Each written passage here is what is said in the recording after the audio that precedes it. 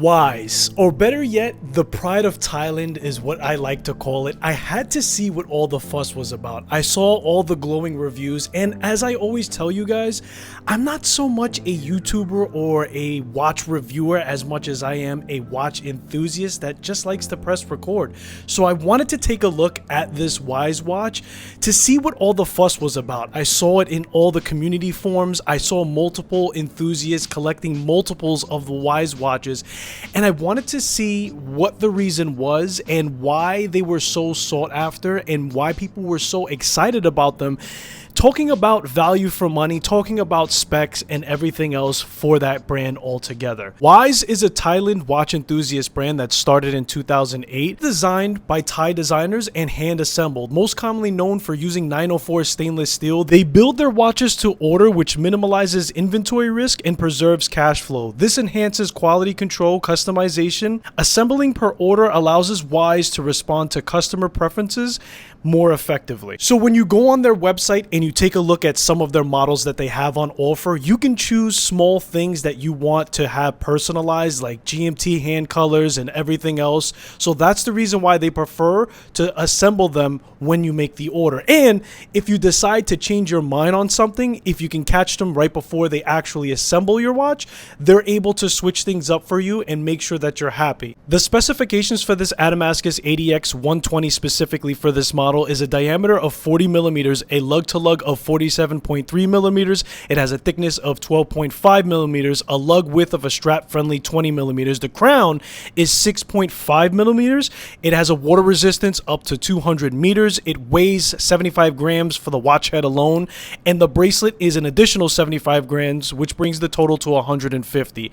The entire watch is made of 904L stainless steel. Now, that's one of the shout-out things that I realized right away with the watch, and it was why I was very interested to get the watch on Bracelet. The entire watch is 904L stainless steel, which includes the watch head and the bracelet itself. As for the movement, we're getting a Miyota 9075, which is a true traveler GMT watch, beating at 28,800 beats per hour, 42 hours of power reserve, has a manufacturer stated accuracy of -10 to +30 seconds a day. The movement I receive is running at -5 seconds a day, 267 degrees amplitude with 0.0 beat error. Now, the bracelet to this watch is one of the most impressive things that I've experienced as a watch enthusiast. I haven't found one better yet. This is not something that they are known to have invented, yet implementing it into the watch with staying at the price range that they are is rather impressive. Again, that bracelet is 904L stainless steel. It's more resistant to corrosion. 904L steel is favored for applications like heat exchangers, chemical processors, and seawater environmentalists like saturation diving, where superior corrosion resistance is crucial. 904L offers a higher degree of a polishing finish, which we can appreciate on the center links, with the outer links displaying a vertical brushing. Solid end links really flush to the case. Quick release. We get a milled clasp engraved with the start year of the brand on the inside, Thailand watch and 904 steel on the other side. The clasp is brushed and engraved with a slight polishing around all of the edges. Polished push deployment buttons, on the fly adjustment, perfect tolerances when adjusting it. The bracelet is 100% toolless. Now, like I mentioned before, this is where the bracelet is really impressive. When you want to make adjustments to the link, all you're doing is pulling out one side, twisting it, exposing the pin, removing that, and then adding or removing a link to make that kind of adjustment.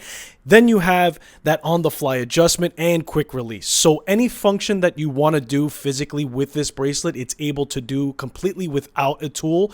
So I thought that that was really cool that they included on top of it being 904L steel. Another thing I'd like to include about the bracelet is how much attention to detail Wise has given it.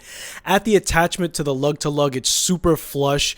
Where that first link articulates downward, it's flush at a 90-degree angle right where that lug attachment ends. There's no play in between that lug space. Everything is flush, but it still has complete movement altogether. In fact, the entire bracelet articulates just like maybe a snake's body would, which the rest of the bracelet also articulates and follows it very, very well. There's a super attention to detail to the clasp as well. There's very refined polishing at the edging.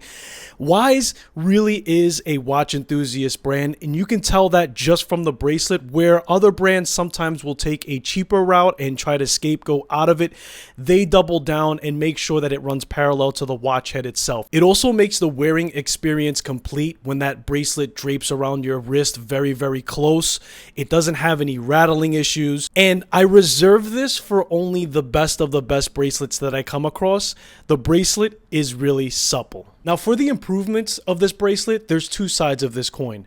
There's a side that I know where enthusiasts are going to make criticism, and then there's a side of me where I'm biased because those improvements are not going to be as important for my specific needs. Some enthusiasts feel there should be more of a taper on the bracelet itself going into the clasp.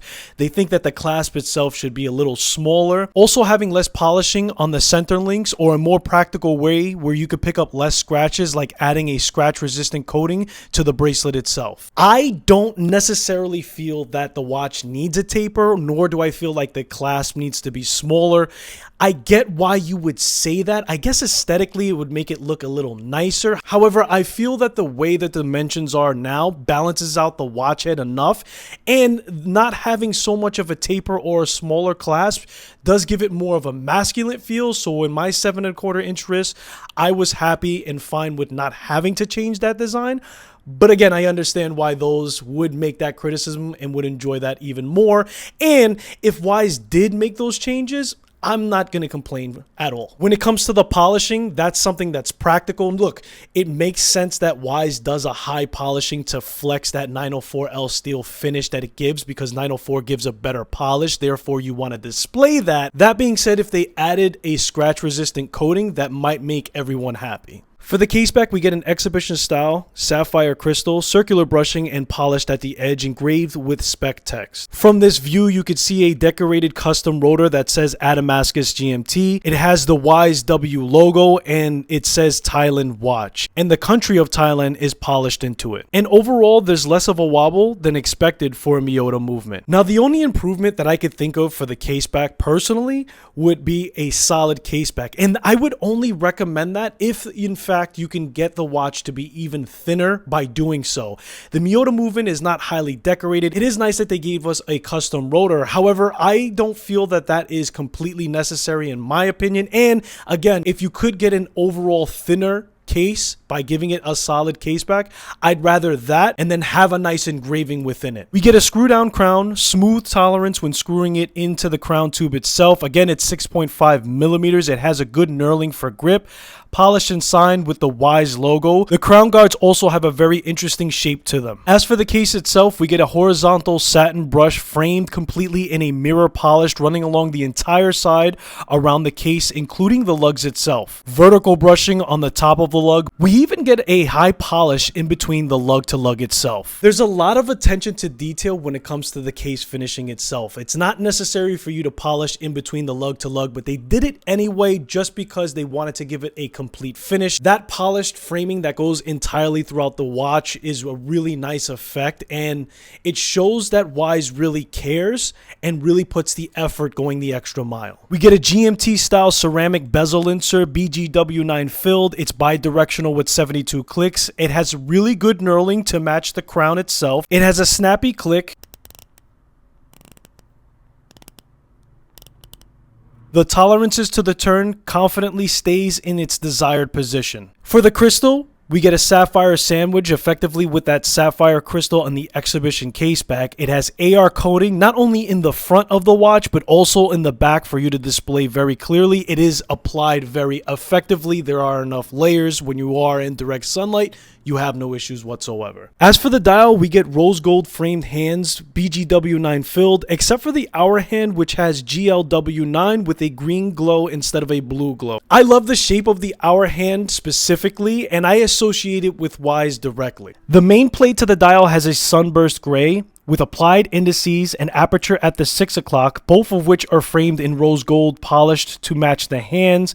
The date wheel is color matched in a gray tone to match the dial itself. The GMT track towards the center effectively gives us the ability to track 3 time zones between the bezel insert and the indices itself. Painted white text at the 12 and 6 position. The rehaut also gives us a satin circular brushing. Also to note, at that date wheel aperture, when you hit the 10th of the month, Wise has given us an Easter egg of an X instead of the actual number itself, and I thought that was a really nice touch. Look, I wouldn't change anything really from the dial or the hands or anything else for that matter.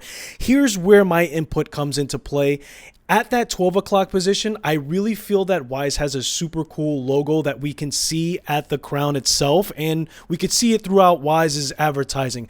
I think it would bow best for them to instead use that W as an applied logo, get rid of the text at the 12 o'clock, or at least drop that down to the 6 o'clock and have an applied logo of that W altogether. Now, that's just my opinion. That's not an actual technical improvement, but I do think that that would run parallel with the applied indices and everything else that they have on the dial itself. As far as Lume is concerned on the watch, on the bezel insert, on the indices, on the hands itself, whether it's BGW9 or GLW9, it's applied very handsomely. It definitely lasts throughout the night on a full charge. I had no issues on legibility, and they did a fantastic job. There are 7 models for you to choose from, either on bracelet or a FKM strap. Some models offer different options of a GMT color hand that you can choose from upon purchase. What somebody values wildly changes from enthusiast to enthusiast. However, there are common themes that we all are appreciative of when it comes to specifications. I think that Wise really pays a lot of attention to checking off a lot of boxes. I think that the colorway that they've chosen and how they've chosen to expand on this line in total for those dials is a fantastic thing. The biggest thing about the brand is getting away from the watch and focusing on the brand itself is that they're interested in getting feedback, and they actually apply that feedback once they get enough of us talking about it. One of the things that I've realized as a watch collector and a watch enthusiast is that I have a lot of value in the brand before I have any value in the watch. I like to see if watch brands are listening to watch enthusiasts' feedback and making the adjustments over time. Wise takes the time to go on YouTube, and they actually do live streams where they talk about their watches and interact with the community. And even though they're speaking in their native tongue, they will take the time, if you make any kind of comments, to translate any questions that you have. I know this because I've gone on their live streams, I've asked questions, and they actually go in and out because they're interested in making that contact, getting the feedback, and then making the adjustments. I actually doing live stream tomorrow, show your ADX watch. Thank you, Skyler. Thank you. Okay, thank you. Maybe, yeah, we will improve ourselves to try to can compare with a bigger band. Yeah, so we try to improve ourselves all the time. Yeah, for learning. Let me know what you guys think of Wise as a brand in total. Let me know what you think about this ADAMASCUS ADX. I'll leave a link in the description below where you guys can find this watch. I appreciate you guys for spending your most valuable asset, which is time, and I'll hopefully see you in the next one. Definitely lasts throughout the night, and it blows. Hey, yo.